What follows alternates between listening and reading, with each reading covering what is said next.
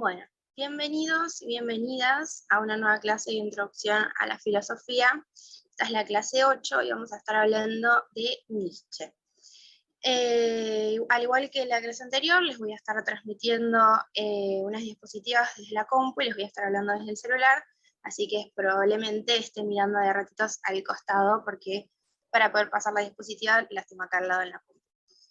Bueno, vamos a estar hablando de este filósofo alemán que nació en 1844 y falleció en 1900. Y así como vimos en la actividad inicial, vamos a estar hablando de cómo en la realidad la podemos ver a partir desde distintas perspectivas.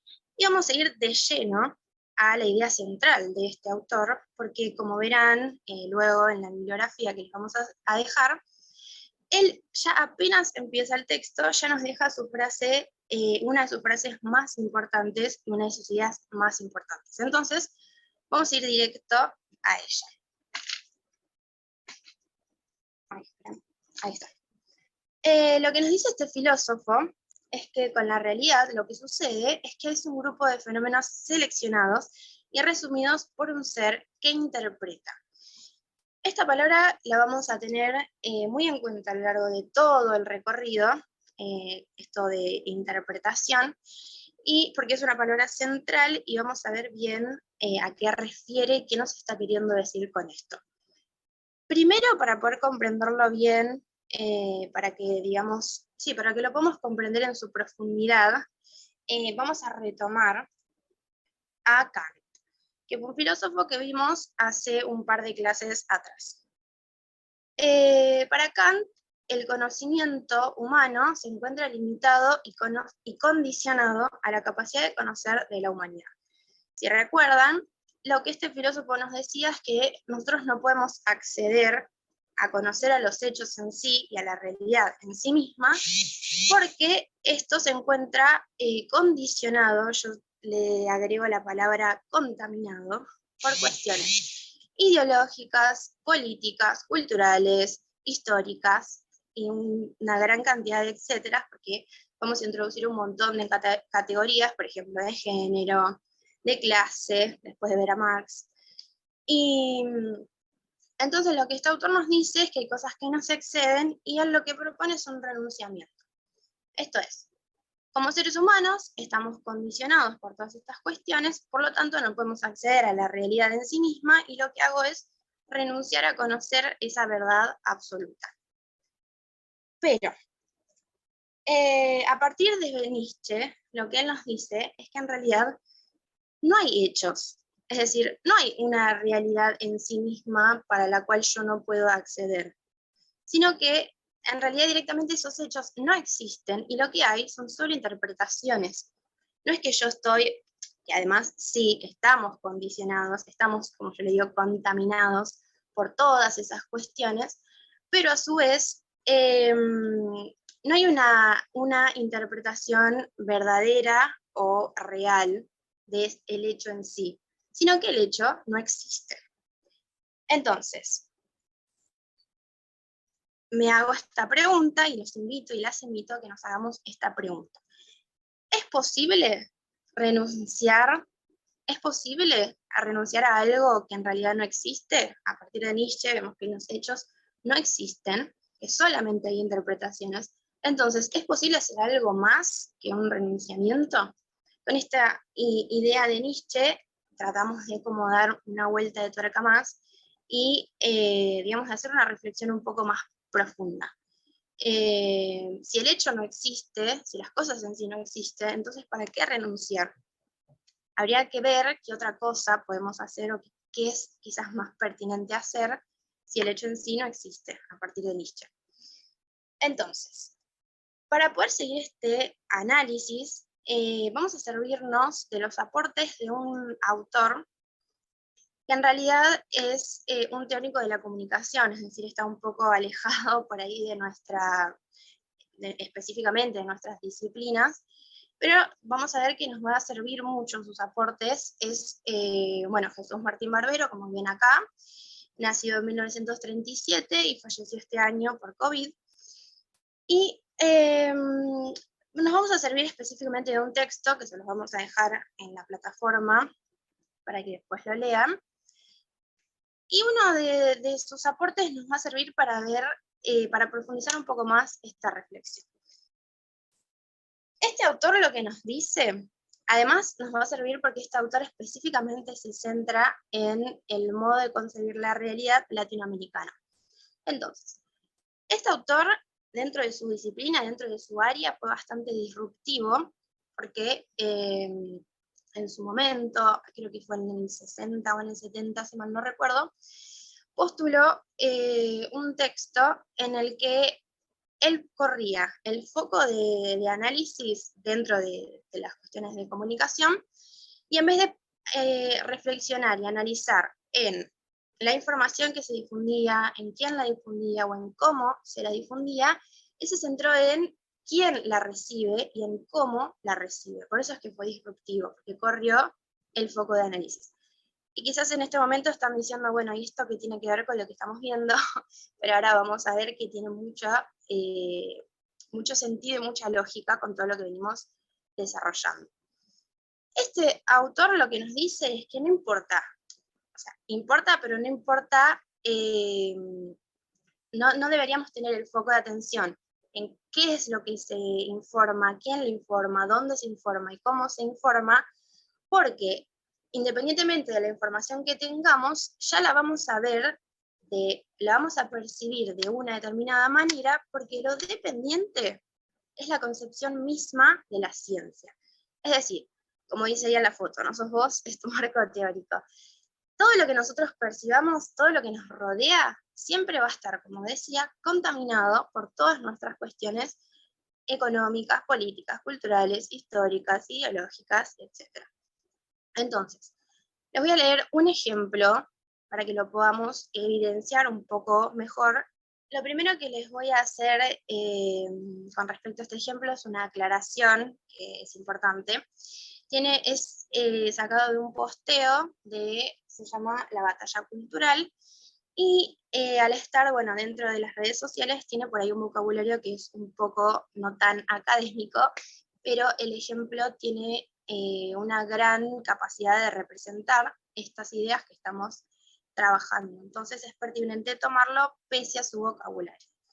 Se los voy a leer, igualmente lo voy a subir después en la plataforma, y ahí en las diapositivas también está, pero se los voy a leer para que lo analicemos ahora. Dice así: Batalla, negacionista del cambio climático, terraplanista, antivacuna, anticiencia, conspiranoico, etc. Todos los días acá es lo mismo, y eso que lo explicamos y explicamos con la paciencia de un monje tibetano. Pero no hay caso.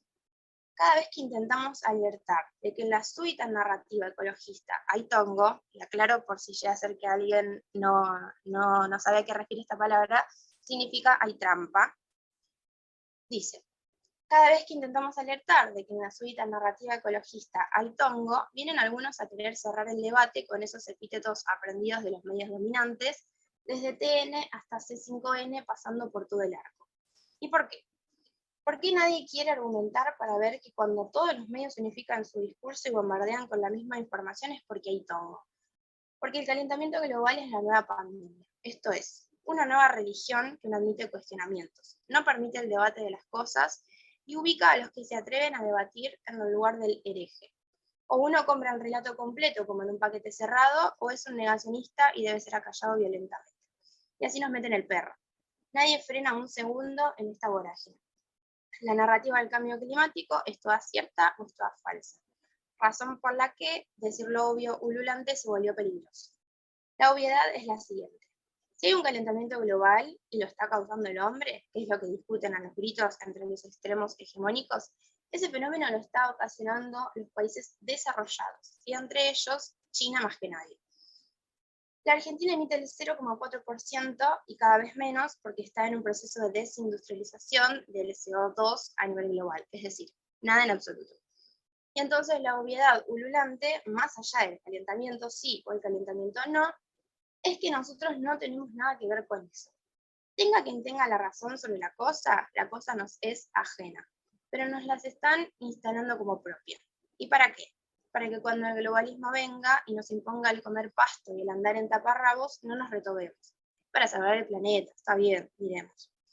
Y mientras tanto, allá van los chinos a toda máquina, atrás de ellos los países desarrollados de Occidente y nosotros arrollados por esa locomotora infernal. Eso sí, con la conciencia ideológica bien tranquila. El progresismo no quiere el bienestar del pueblo, quiere la tranquilidad de conciencia y la pureza ecológica en los términos de la agenda de las élites globales. El progresismo es el vulgar instrumento de la fuerza brutal de la antipatria, como diría Evita. Bueno, es un posteo bastante polémico y en la temática que trata y la manera en la que la trata nos invita a debatir y a reflexionar sobre un millón de cosas, pero que bueno, en este caso la idea no es por ahí centrarnos tanto en el debate en el cual nos invita, sino centrarnos en lo que nos permite observar esto que venimos trabajando. ¿Qué es lo que nos está mostrando este ejemplo en este posteo? Que sí, obviamente, nosotros a nivel individual está bueno y es interesante y es, digamos, beneficioso para nosotros que estén circulando discursos en los que nos dice, bueno, tengan un poco más de conciencia con el ambiente, no contaminen tanto, reciclen, etcétera, etcétera, a nivel un poquito más amplio, más general, hablando a nivel país, que nos dicen, bueno, amplíen derechos, tengan perspectiva ambiental, etcétera, etcétera, que uno no dice que eso no deba hacerse, pero lo que nos dice esto, o sea, esta información que tenemos, nosotros igualmente la estamos observando desde una manera dependiente, porque, como dice acá en esta otra diapositiva, ¿en dónde se está poniendo el foco de la responsabilidad de esta problemática?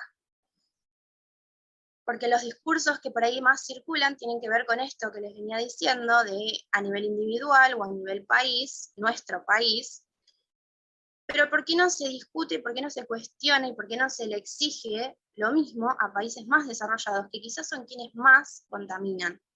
Entonces, ante una misma problemática, la estamos interpretando de una distinta manera. En este caso, bueno, lo que el posteo viene a hacer es como evidenciarnos que bueno, para eso también me pareció pertinente traerlo, porque si bien uno de los discursos ecologistas, hoy en día podemos decir, por categorizarlo de una manera, es como el espacio más progre, por así decirlo, igualmente se encuentra dependiente bajo una perspectiva dominante, porque igualmente estamos, digamos, adhiriendo a todos estos discursos que uno no los está contradiciendo, pero que está bueno pararse y pensar y decir, a ver, estoy concibiendo esto como si nosotros tuviéramos toda la responsabilidad, cuando en realidad hay otros países más desarrollados que contaminan muchísimo más que nosotros y no se les exige lo mismo. Por lo tanto, ante una problemática, se percibe de una manera distinta, que es lo que nos venía, lo que por ahí podríamos ver más desde el lado de Kant, y desde Nietzsche decir que no hay hechos, que eso es lo que vamos a seguir viendo. Entonces, si nos paramos desde el lugar de Kant, vamos a decir esto, que en esta problemática hay distintas posturas, distintas maneras de concebirlo, porque estamos condicionados y limitados por nuestras cuestiones ideológicas, culturales, etcétera, etcétera, etcétera. Pero a partir de Nietzsche vemos que no hay hechos. Primero me pareció importante tomar todo esto para que podamos reflexionar sobre que desde una misma problemática vemos distintas posturas. Eso en un primer momento. Ahora desde Nietzsche, la idea es darle una vuelta de tuerca más, como ya les anticipé, y preguntarnos, como dice acá, si no hay hechos, si no hay interpretaciones, y estos se encuentran bajo dominación, entonces, ¿qué hacemos? Porque vemos desde Kant que nos quedamos como si nos faltara algo más, como si fuera que nos resignamos y nada más, es decir, renunciamos a conocer la realidad en sí misma y ya está. Y en cambio desde Nietzsche nos da otra oportunidad, nos da otra herramienta, y es que nos permite ver que en realidad los hechos no existen, no es que, y él con hechos, hago esta aclaración para que por ahí quede un poco más claro, con hechos se refiere a que hay algo realizado y terminado y digamos, de forma estática, que esto es así y nada más. Y entonces él dice que esto no existe, que solamente hay interpretaciones. Entonces, ¿qué hacemos? Y ahí es donde él nos permite algo más. Si no hay hechos, si no son interpretaciones y estas se encuentran bajo dominación, entonces, ¿qué nos queda? Autorreflexionar de manera constante y cambiar de perspectiva. Porque a partir de lo que vimos con Barbero, es nuestra perspectiva la que se encuentra bajo dominación y condicionada por un montón de cuestiones, un montón de categorías que ya les fui nombrando. Entonces, el foco de atención se tiene que correr en esta idea de intentar conocer el hecho en sí, porque este hecho en sí no existe, y la idea que nos habilita a partir de este filósofo es decir, bueno, si esto no existe, y hay muchas, lo único que hay son interpretaciones, pongamos el foco en las interpretaciones. ¿De qué manera interpretamos la realidad? ¿Desde qué posición, bajo qué cuestiones? Porque a veces parece que la realidad se nos encuentra sesgada por todas estas cuestiones. Por eso yo digo que están contaminadas. Entonces, el foco de atención tiene que estar en el cambio de perspectiva. Y les doy un ejemplo más. Primero voy a tomar agua. Que por ahí es un ejemplo bastante fuerte. Pero bueno, tiene que ver también con esto y me pareció también importante porque es una temática que vamos a hablar en la última clase y ya es importante que empecemos a tenerlo en cuenta y a tenerlo presente a esta idea. Tiene que ver con el feminismo. Vamos a ver un ejemplo más. Miren estas noticias. Porque bueno, antes, como les digo, todo tiene que ver con la perspectiva. Antes, cuando aparecían casos de mujeres asesinadas, se decía, y el nombre, digamos, de la causa era que era por causas pasionales, algo así. Luego, bueno, empezamos a ver y empezamos a reflexionar y empezó a aparecer esta nueva carátula de que es a partir de una problemática de género, que por eso la palabra de femicidios y todo eso. Bueno, una manera distinta de interpretar esa misma problemática, ¿no? Pero ¿qué pasa? Hoy en día se sigue dando estos titulares de, como dicen acá, encontraron sin vida, encontraron muerta, la encontraron muerta, todas la mayoría, mujer apareció en cámara frigorífica. ¿Y acá qué pasa? Si bien podemos pensar, como venía diciendo antes, que se generó un cambio de perspectiva y hoy en día tenemos esa carátula, se sigue titulando desde esta posición. No es encontraron sin vida o encontraron muerta. No aparecen muertas, son asesinadas. Pero bueno, ¿esto por qué sucede? En primer lugar, porque como vimos ya incluso en la primera clase, el lenguaje no dice lo que dice, sino que dice mucho más. En las propias palabras se encuentra, si uno analiza y piensa un poco más en profundidad, estas cuestiones que yo les venía diciendo que contaminan nuestra manera de ver la realidad. ¿Por qué suceden este tipo de titulares? Porque la manera de concebir esa realidad es a partir del sesgo de una cultura patriarcal, que corre de lugar y de importancia, que fue una persona que asesinó por cuestiones de género, y te ponen como si hubieran aparecido muerta, como si hubieran salido a la calle de un infarto y falleció. Entonces, vuelvo otra vez a lo mismo. No hay hechos, sino que hay solo interpretaciones. Y que el foco de atención en el cual debemos tener presente siempre es en el modo en el que percibimos la realidad. Porque todo siempre va a tener que ver con la manera en la que lo interpretamos. No hay hechos, sino que solo es cómo los interpretamos. Incluso esta clase fue interpretada por mí de una determinada manera a partir de todas las cuestiones que a mí me condicionan y me sesgan mi manera de ver la realidad, y obviamente también ustedes interpretarán esa clase de una determinada manera diferente a la mía. Por lo tanto, las y los invito a que tengamos presente este modo de percibir nuestra realidad y que estemos en permanente cuestionamiento y reflexión. Nos vemos en la próxima clase.